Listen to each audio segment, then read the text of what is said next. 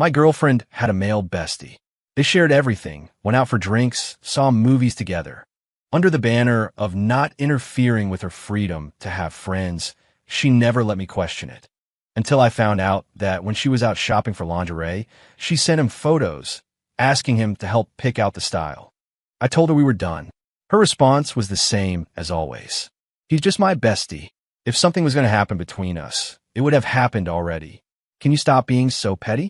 When you get home tonight, I'll even model the new lace one for you, okay? She thought I was the same old pushover. She sent another text. I'm craving those strawberry cupcakes from that place in Lincoln Park. Go get me some. I deleted the chat, then messaged my manager. I accepted the overseas assignment I had previously turned down, but was still technically on the table. I agreed to the long-term transfer to Japan. 1. Why aren't you answering? Did you see my text? Can you stop with the drama? Whining and insecure like this. You keep this up, and I'm going to get really angry. 2 hours later, another message came from my girlfriend, Ashley. She was the one in the wrong, but she was flipping it around to yell at me. I still didn't reply. There was a mountain of paperwork and handoffs to prepare for the transfer. Ashley sent a single question mark. Question mark. Are you serious right now? Ethan, you're going to regret this. A little while later, her Instagram story updated. It was a picture of her at dinner with someone. The person sitting across from her was, of course, her male bestie, Landon. The caption read, "Friendship lasts longer than love." A bunch of her mutual friends commented below it. What's going on? Ashley replied, "He's being weird for no reason." Someone else chimed in. "He's just scared of losing you." It was a gut punch, but this was about a fundamental boundary. I had to make a clean break. I put my phone away and walked through the door held open by the hostess. The restaurant where I was meeting my colleague was the exact same place Ashley was posting from. I wasn't there to find her. The colleague who was originally supposed to take the overseas assignment was treating me to dinner as a thank you. His wife just found out she was pregnant, so not having to leave the country was a huge relief for him. Heard this new bistro is supposed to be amazing, my colleague said with a smile. I nodded, deliberately avoiding the window seat where a man and a woman were sitting. Looks great. Let's grab a table here. We ended up at a table diagonal from Ashley's. I was facing her direction, so she was in my direct line of sight if I looked up. Even though I made a point not to stare, I could see her glance over at me constantly out of the corner of my eye. She started putting on a show, reaching across the table to put food on Landon's plate. Twice. She held her chin high, like a proud swan. When she laughed at something he said, she made sure it was loud and dramatic, practically doubling over. It was so loud that even my colleague turned to look. Hey, isn't that your girlfriend? He asked, curious. The one on your phone's lock screen. I unlocked my phone and showed him the blank screen. Not anymore. Ashley probably thought I had come here looking for her, trying to make me jealous on purpose. But when she realized I wasn't giving her a single glance, completely engrossed in my conversation, it must have dawned on her that my being here was just a coincidence. My phone screen lit up. A text from Ashley. Come outside for a second. My colleague happened to get up to use the restroom, so I left the restaurant and found Ashley waiting for me in the small garden area out front. She was wearing a new dress I'd never seen, a form-fitting pink top with a plunging neckline and a tight white skirt that hugged her curves. Paired with heels, her fair skin and long legs were drawing stares from men walking by.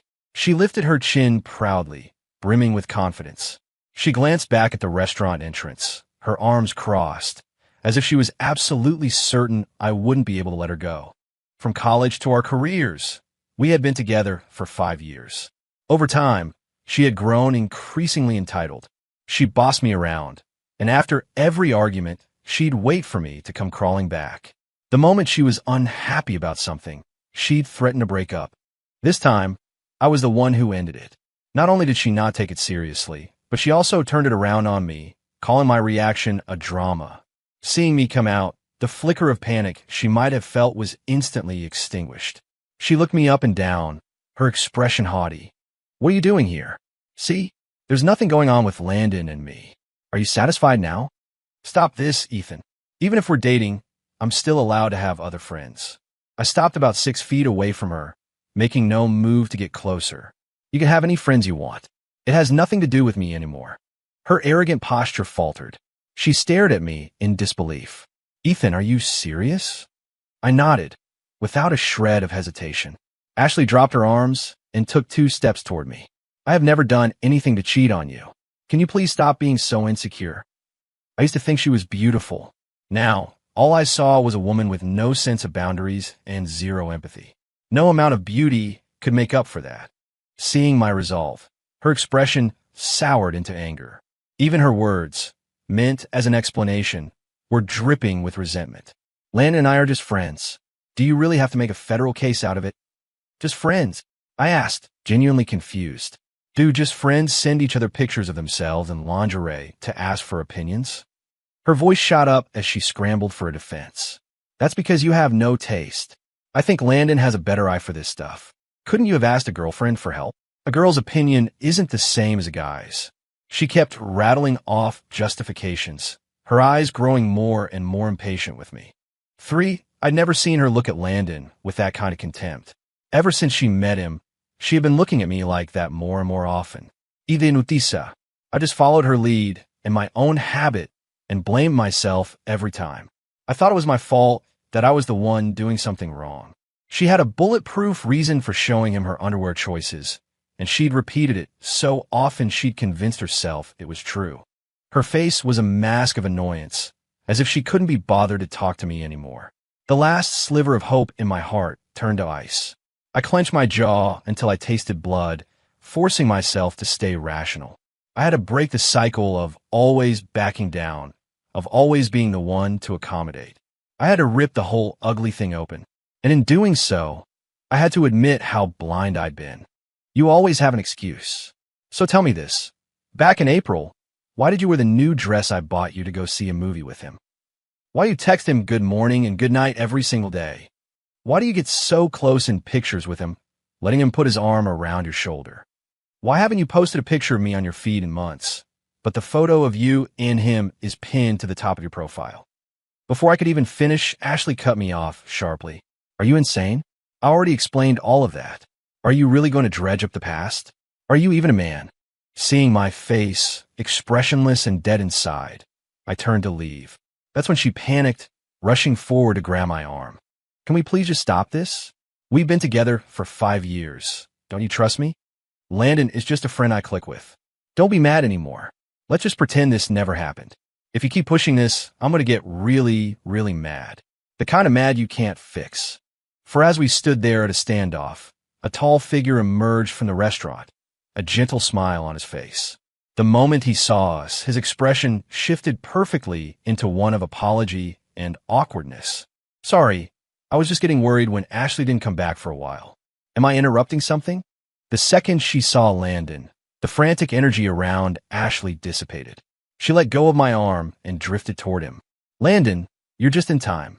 When she spoke to him, her voice softened unconsciously, taking on a playful, delicate tone. It was a sweet, lilting sound, a world away from how she spoke to me. What's wrong? Is there some kind of misunderstanding?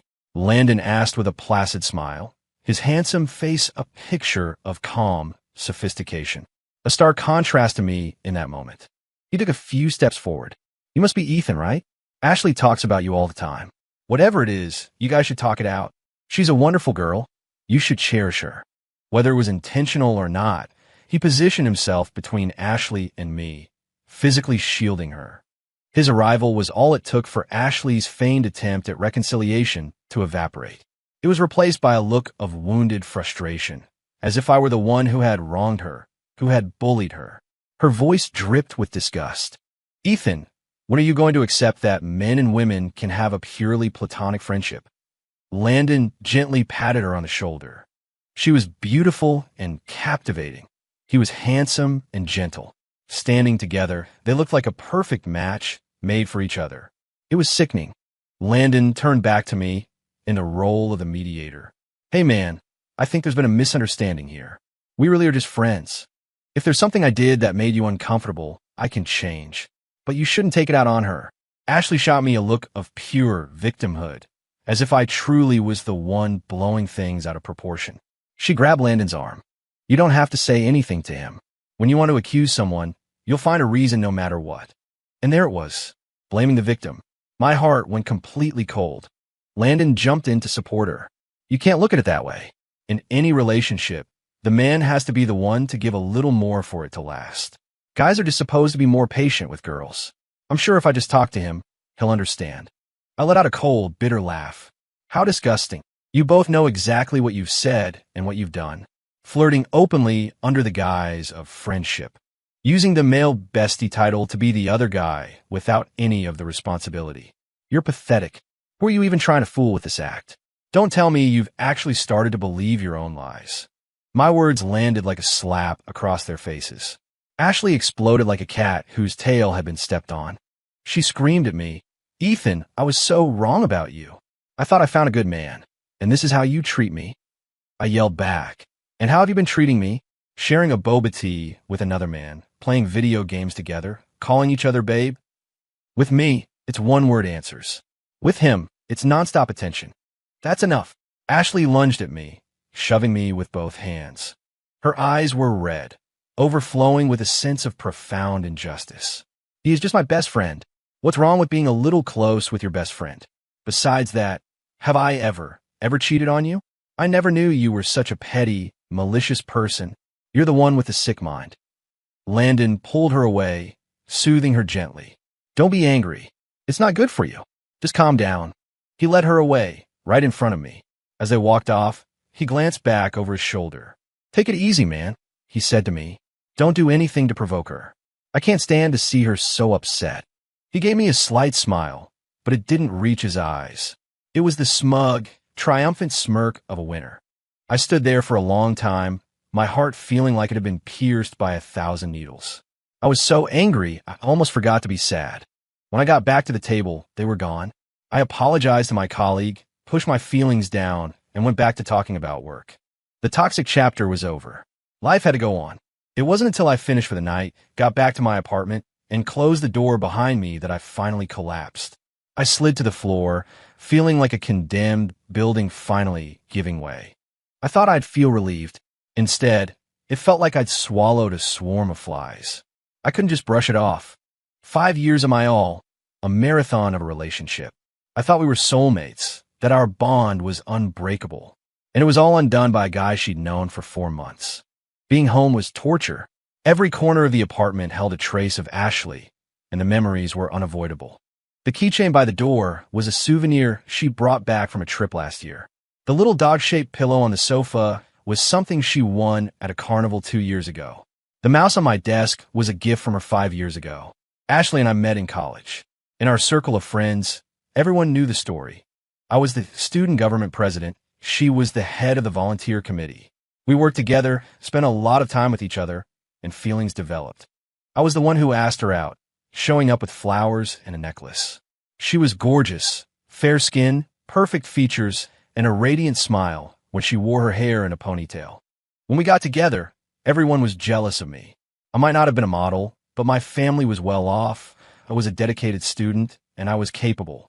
After we started dating, I gave Ashley everything she wanted. I doted on her. My guy friends envied me. Her girlfriends envied her. In college, she'd study with me in the library, cheer for me in my basketball games. In the evenings, we'd walk hand in hand across the campus green. She introduced me to every single one of her friends. I used my allowance and scholarship money to buy her skincare products and handbags that other girls couldn't afford. She kept every box. Each time, she would meticulously stage a photo and post it on Instagram for the world to see. We went from naive students to young professionals. As I started earning more, I made it a point to spend it on her, to improve her life. Her family lived far away, so I rented an apartment for her near her office. They say loving someone is like tending a garden. I had nurtured her from a sweet, simple daisy into a stunning, vibrant rose. But now, aside from hitting me up for money to buy this, or that every few days, she barely spoke to me. The only time she showed any warmth was when she was asking for something. The thought sent a sharp pain through my chest. Her excuse was always that she was too busy, too tired, and that I was too much of a clueless guy to understand. But her text thread with Landon was a constant stream of jokes and laughter. She said she clicked with him, that I was bad at conversation. But we used to talk all night. We used to stay up on the phone for hours. With trembling hands, I resolved to cut ties completely with this failed relationship. I grabbed a trash bag and started collecting everything that reminded me of Ashley, one item at a time. First, I unplugged the mouse from my computer. When she bought me this, her monthly allowance was maybe a few $100s. The mouse cost almost $1,000. To save up for my birthday gift, she ate nothing but cafeteria rice and vegetables for a month. When she was really craving something, she'd treat herself to a single dollar store meat bun. She lost 10 pounds. When I found out, I was so moved I could have cried. I immediately transferred her all the money I had saved, leaving myself with just $30 for food. It was from that moment on that I swore I would give her the world, that I would cherish her. For every good thing she did for me, I would repay her tenfold. That's why I was never stingy with her. I worked hard to make sure she had everything anyone else had. I opened the top drawer of my desk. Inside, a champagne-colored box with a high-end sheen sat quietly. I let out a self-deprecating laugh. I opened it. Inside was a 1-carat diamond ring. I had bought it 2 months ago. My plan was to surprise her on our 6th anniversary next month and ask her to marry me. But now this ring was a joke, a monument to my own wishful thinking. I had foolishly believed our 5 years of shared history meant something precious, only to find out it couldn't compete with the novelty of a 4-month acquaintance. Landon was her co-worker. The day he started, Ashley told me her boss had assigned her to train a new guy. She said all the single women in the office were buzzing when he walked in. I joked, "And what about you?" She hugged me and said, "Nobody could ever compare to the best boyfriend in the entire world." But slowly, she started bringing him up more and more. A project they worked on together got praised by the director. She was having a rough period, and Landon stayed late to help her finish her work. She started smiling to herself while looking at her phone. Then, just as gradually, she stopped mentioning him to me at all. She'd always turn her phone away from me. When I'd occasionally ask about her male colleague, she'd dismiss it, saying they were just good friends. We just get along really well. He's like my male bestie.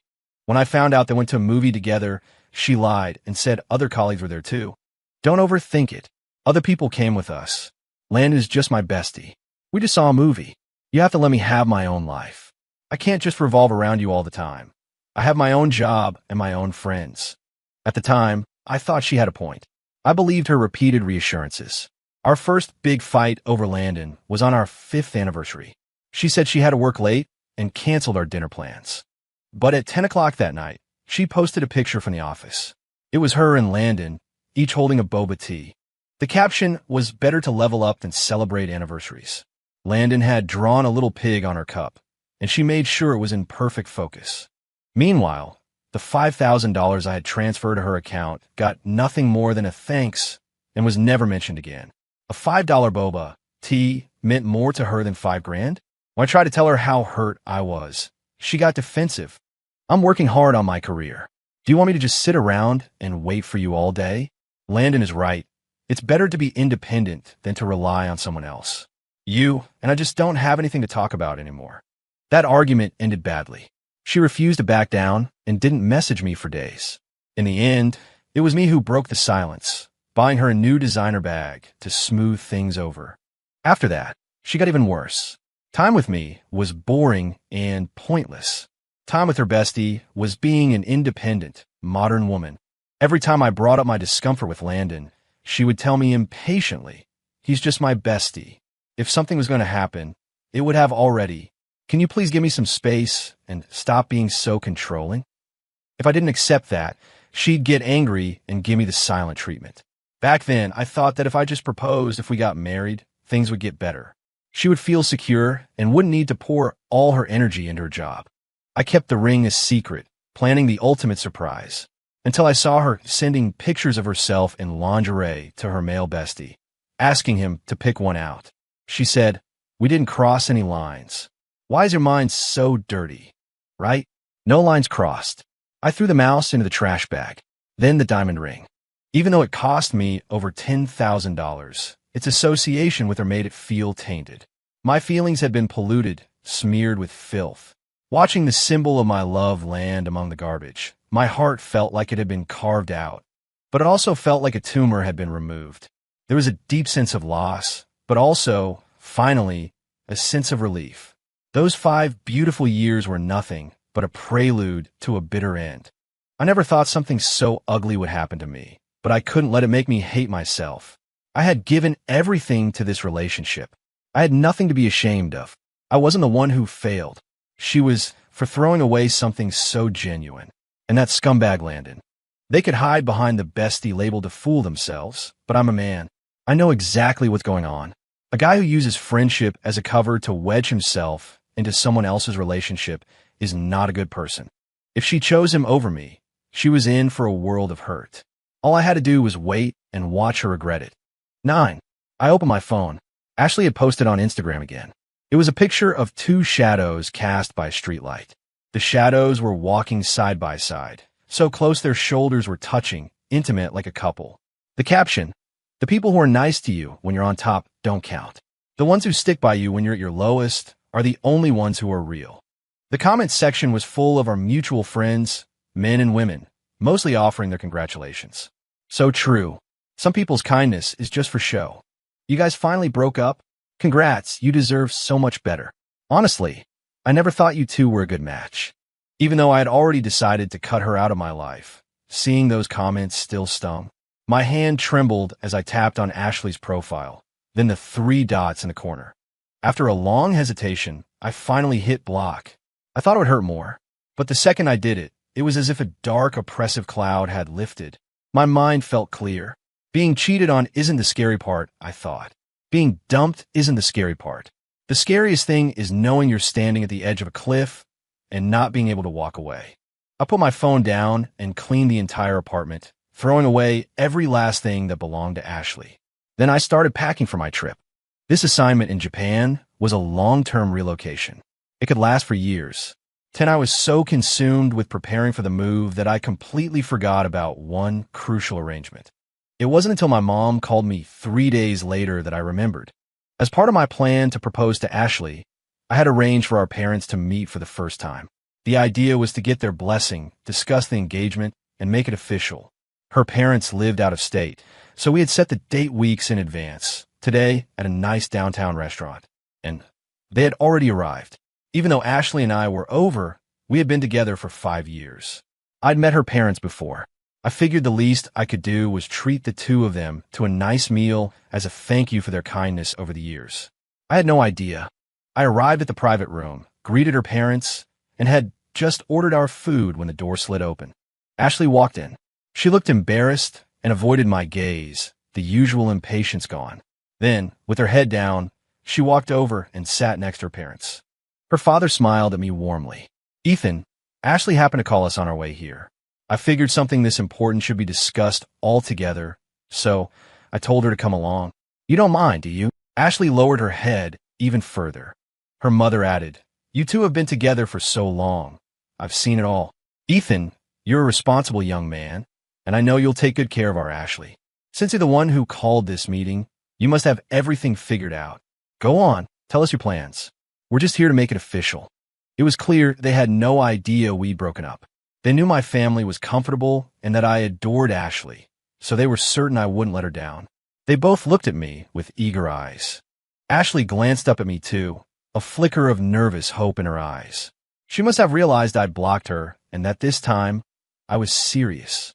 In 5 years, I had never once blocked or deleted her. I'd never gone more than a day without messaging her.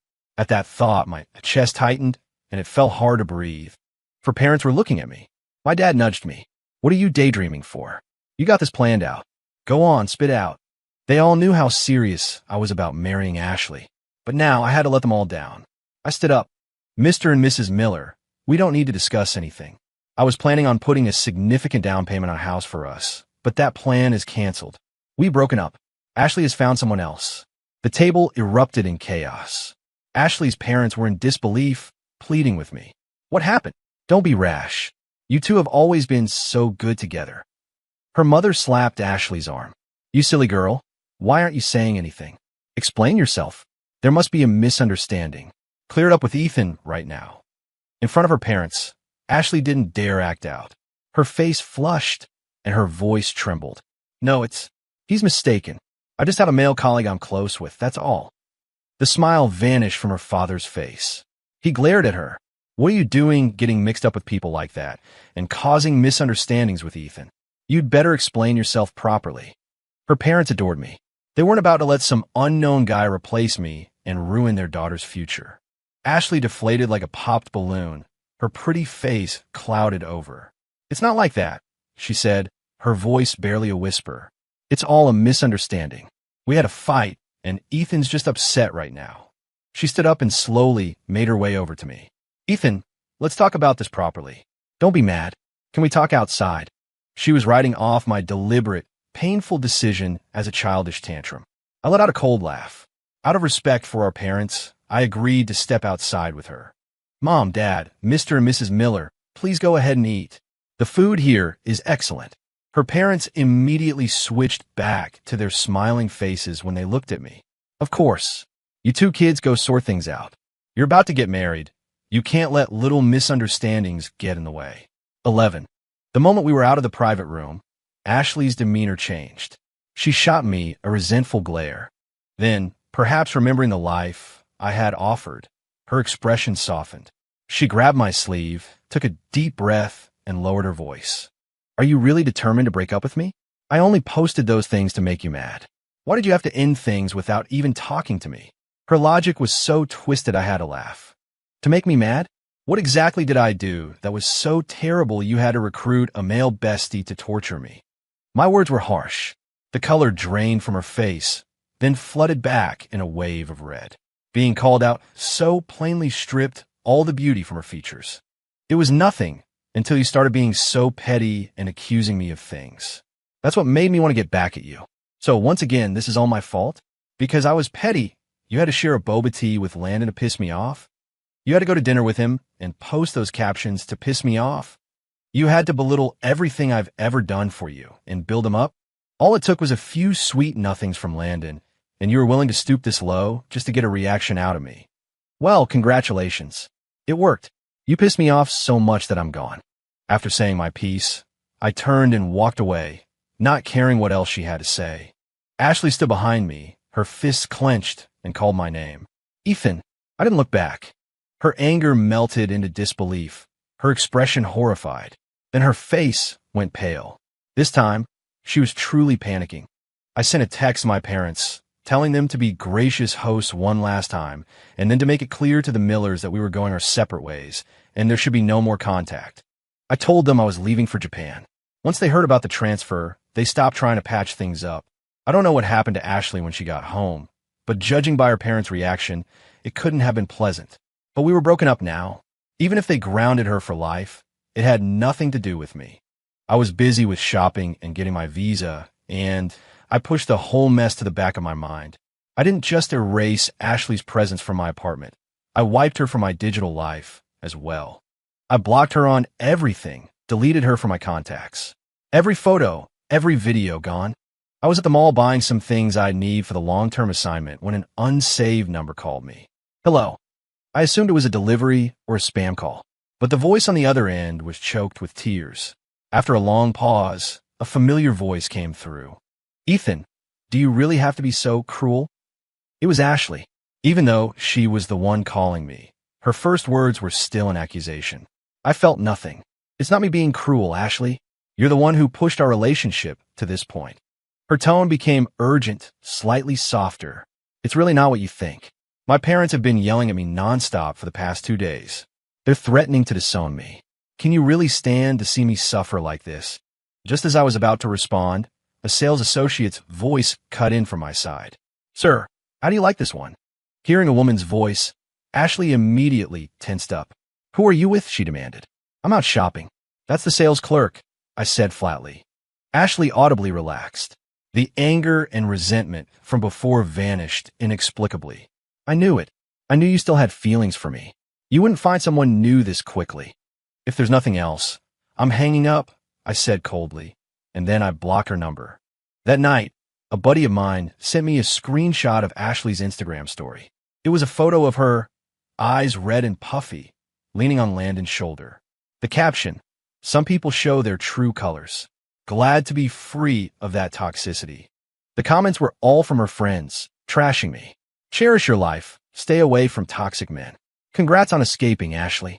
But a little while later, some of those same girlfriends who had been cheering her on in the comments started sliding into my DMs. Heard you, and Ashley broke up? Don't be sad. She didn't know how to appreciate you. So, what do you think of me? I just laughed and didn't reply. I wondered what Ashley would think if she knew her supportive friends were already making a move on me. While Ashley was busy with her new romance, I got my passport stamped and finalized all my preparations for the move to Japan. To sweeten the deal of sending me overseas, my company gave me a 30% raise. The partner company in Japan was also paying part of my salary. All told, my income had effectively doubled. Now, I was earning far more than most people my age. Before I left, I had a farewell dinner with some friends. Most of them were from college, and they knew about the breakup, and that Ashley was now with Landon. The ones who didn't know the full story got the timeline wrong and tried to comfort me. We know you loved her, man, but you don't have to flee the country just because you got dumped. Then again, maybe it's for the best. On to the next one. If you're really not over it, we can keep an eye on her for you. And hey, an assignment in Japan is awesome. You make a ton of money. You'll be able to get any girl you want after this. I was already over it and didn't feel sad anymore, but I'd had a few drinks and didn't have the energy to correct them. Besides, they weren't entirely wrong. I was leaving the country because of the breakup, just not to escape the pain, but to start something new. Work in Japan was less stressful than I had imagined. The projects were high-level and specialized, but there was less pressure than back home.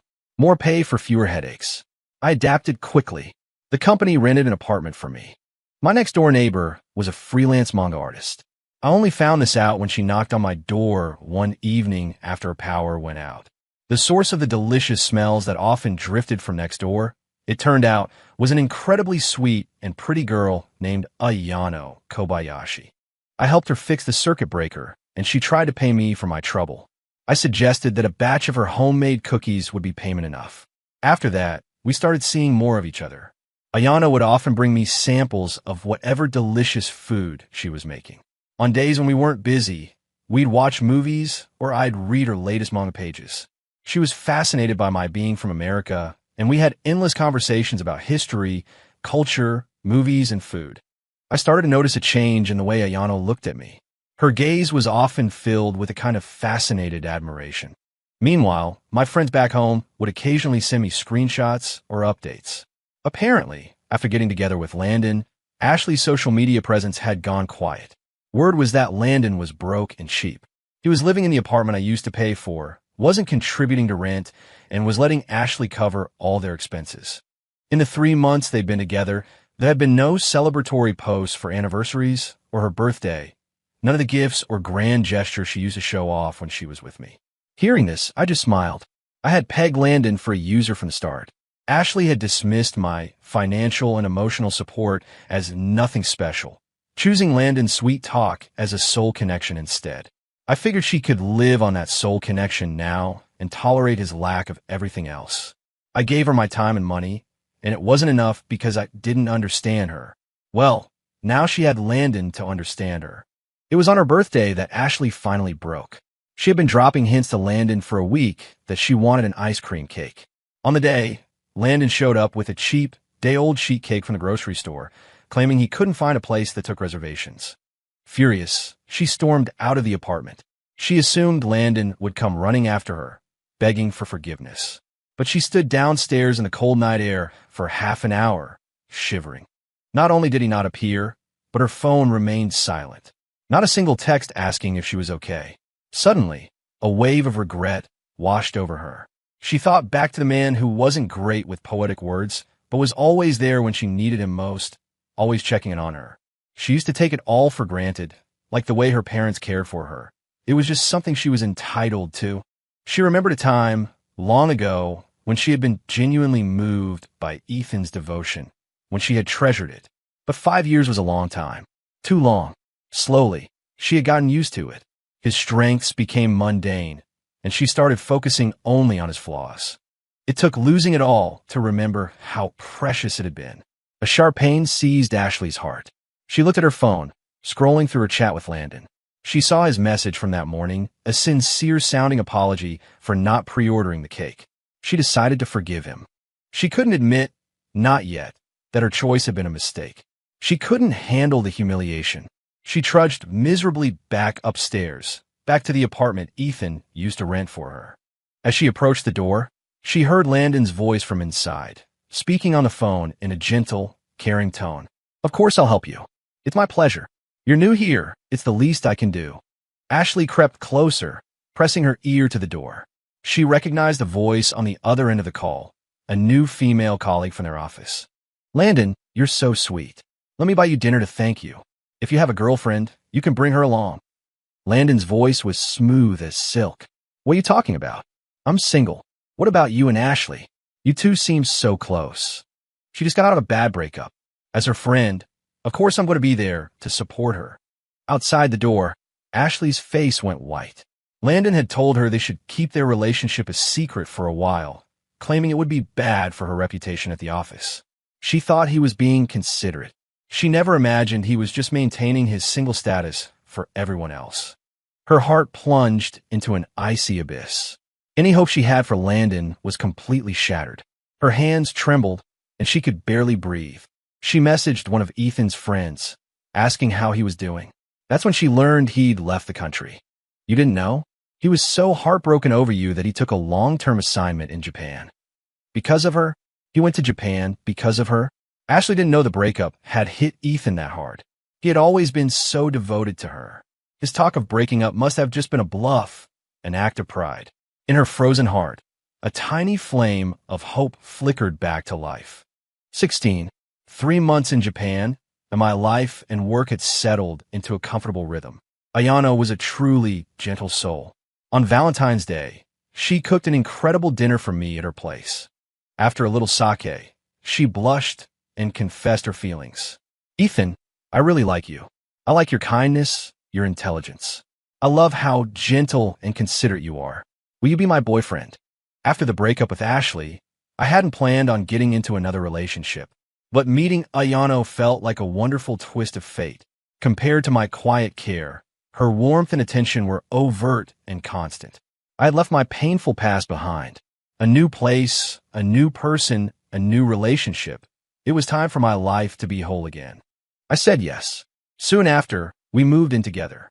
She worked on her manga from home, cooking and taking care of our apartment. No matter what time I got home from work, I was always greeted by a hot cup of tea, a home-cooked meal, and often some fresh-baked cookies or pastries. One evening, we were in the living room playing a co-op game when there was a knock on the door. I opened it and froze. It was Ashley.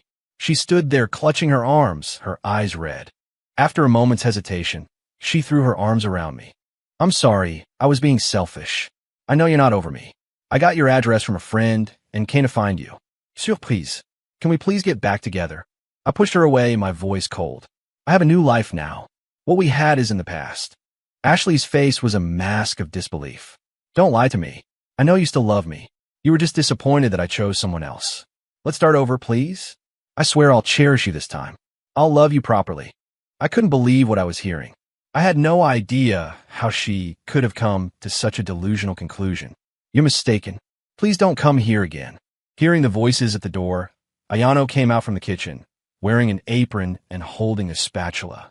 "Ethan, who is it?" she asked in Japanese. Seeing the sweet, lovely Ayano, the desperate pleading on Ashley's face curdled into panicked disbelief. She started shaking her head, backing away slowly. "No, it's not possible. You couldn't have found someone else this fast. I don't believe you. I don't believe you." She couldn't understand what Ayano was saying, but she saw the disgust on my face as I pushed her away and went to Ayano's side. I wrapped my arm around Ayano's waist and kissed her forehead. Then, in English, I said, "It's no one important. Don't worry about it." Ashley's face flushed with shame, but she kept trying. "You have no idea how hard it was for me to find you. I thought about us the entire way here. 5 years, Ethan. 5 whole years. How can you just let that go? You were going to propose to me, remember? I can see it. She looks a little like me. You're not over me, are you? Stop pretending. I came all this way for you. I really want us to work." Seeing she was lost in her own fantasy, I walked to the door and prepared to shut it for good. Before I did, I said one last thing to her. "I'm not an object you can just throw away when you're tired of it, and pick back up when you feel like it. The only reason you're here now is because you got played by a loser. You realized he was all flash and no substance. Go home, Ashley. I found someone I truly love, and she loves me back. I won't let her be hurt by this. Then, without another moment of hesitation, I closed the door. A gut-wrenching sob erupted from the hallway. Ashley cried until she collapsed. But my heart no longer felt a thing. I took Ayano's hand and led her back to the kitchen to finish cooking with her. The sound of chopping vegetables, the sizzle of an egg frying in the pan, and Ayano's sweet voice speaking softly to me. That was all that mattered now.